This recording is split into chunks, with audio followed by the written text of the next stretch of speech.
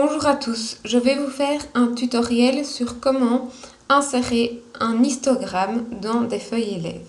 Donc d'abord, vous ouvrez Word. Ensuite, vous allez dans Insertion,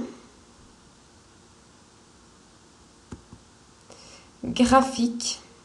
Vous prenez le premier graphique dans Histogramme et vous cliquez sur OK. Ici, deux pages s'ouvrent, une page Excel, une page Word.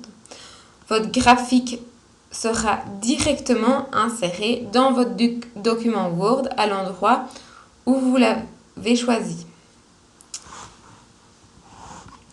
Ici, je ne désire pas avoir 3 bâtonnets différents par série, mais un seul. Ce qui délimite ça, c'est le rectangle dessiné en bleu.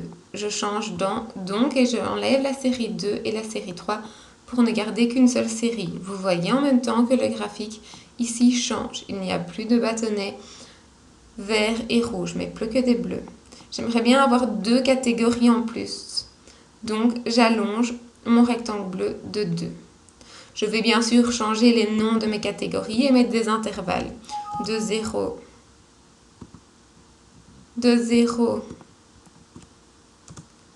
à 10.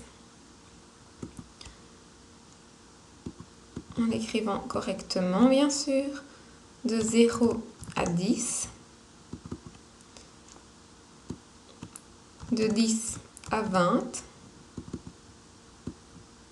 De 20 à 30. De 30 à 40. De 40 à 50 et de 50 à 60. On va dire que dans une classe de 25 élèves, on a 0 élève qui passe entre 0 et 10 minutes par jour sur Internet. Entre 10 et 20 minutes, on va mettre un élève. Et là, vous choisissez les nombres que vous désirez ou vous faites les nombres par rapport à une enquête que vous avez trouvée. Ici, je les choisis aléatoirement.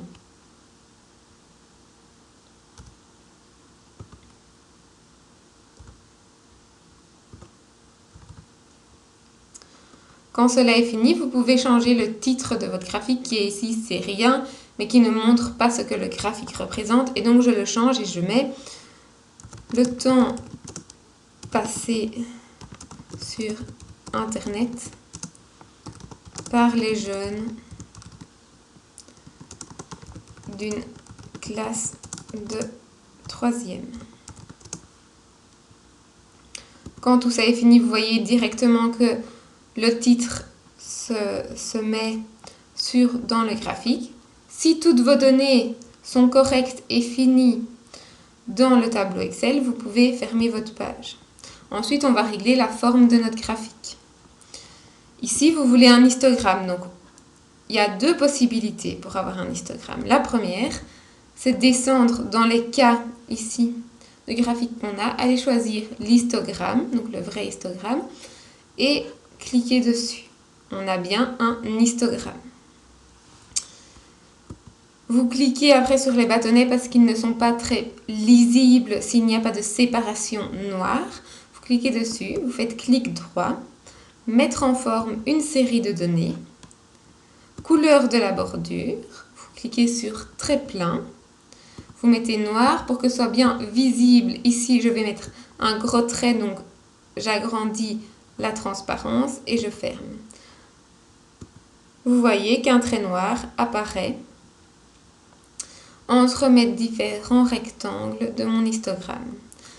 Je vais changer mon titre de mes axes.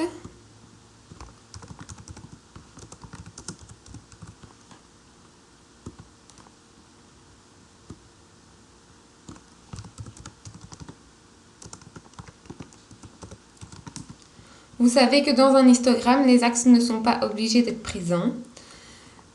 Pour cela, vous choisissez les différentes formes possibles que vous avez ici. Je ne sais pas laquelle est pour qu'il n'y ait pas d'axe, par exemple. Non, là je change complètement mon graphique. Donc je laisse celle-ci. Mais si vous voulez quelque chose de différent sans axe précis et que vous avez par exemple ceci mais que ça vous dérange parce que les bâtonnets ne sont pas collés, vous cliquez sur les bâtonnets, vous faites clic droit, mettre en forme une série de données.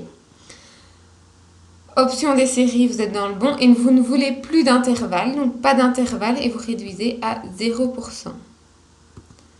Voilà, vous avez votre graphique où il n'y a pas les axes et alors où il n'y a pas d'espace entre les rectangles de votre histogramme. Si cela vous dérange qu'il y ait un petit indice, vous pouvez l'enlever, mais cela ne devrait pas vous déranger parce que cela est obligatoire dans un histogramme. Mais si vous souhaitez le supprimer, c'est tout à fait possible. Voilà, il suffit de cliquer sur effacer sur votre clavier.